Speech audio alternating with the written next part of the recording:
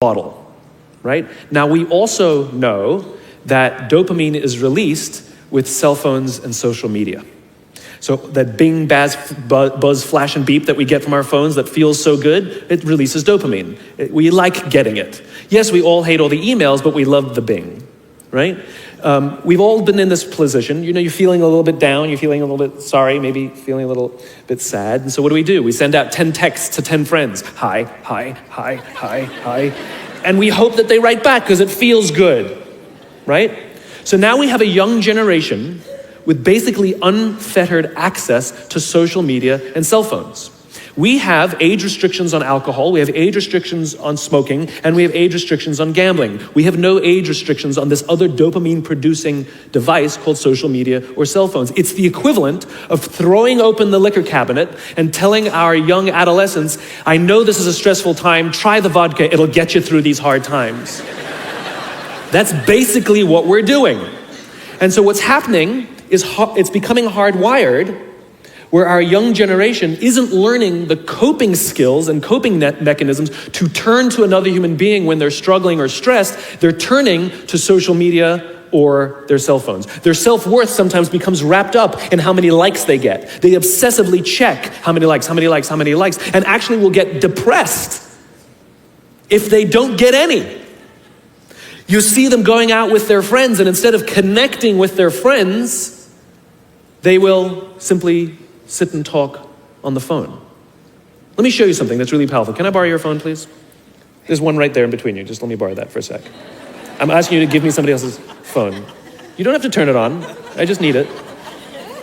Thank you. So let me show you the subconscious power of this device. What if I were to hold my phone while I'm giving this presentation? I'm not checking it, it's not buzzing, it's not beeping. I'm simply holding it.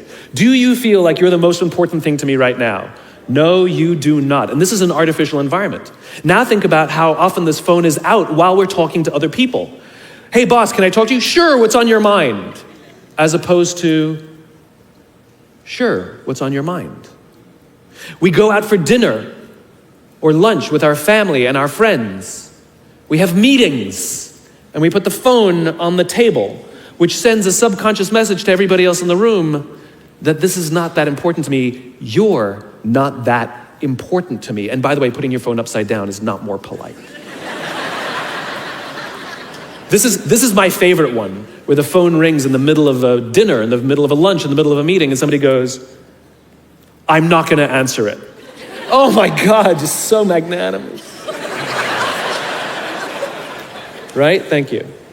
Right? Put it away, keep it away, because what it does is it actually hurts our ability to relate to each other. Now you look at young kids these days, they're on them all the time. I don't blame them, it is addiction.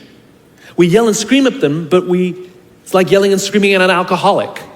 It doesn't help the fact that it's a chemical addiction, right? So you take an insecure generation that now, through no fault of their own, struggles to cope with stress. They don't know how to cope with and deal with stress. And as they have told me, many of them will admit that they struggle to form deep, meaningful relationships. They will admit that many of their friendships are superficial, right? That their friends they know would cancel on them if they get a better plan, that they wouldn't really know who to talk to if they get depressed.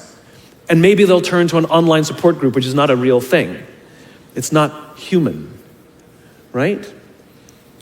And we've seen the impact of this. We're starting to see rises of depression in this generation. We're starting to see rise of suicide in this generation. We're starting to see a rise of accidental death due to drug overdose from this generation. Universities are currently dealing with an epidemic that they've never dealt with before, which is the number of kids requesting leaves of absence due to depression.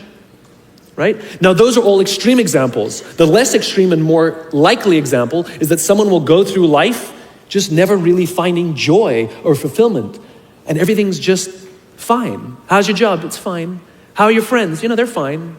But no joy, because you just cannot, because joy, fulfillment comes from this. It comes from human interaction. We are social animals and we need it. And we have to learn to rely on our friends. And that skill is desperately lacking.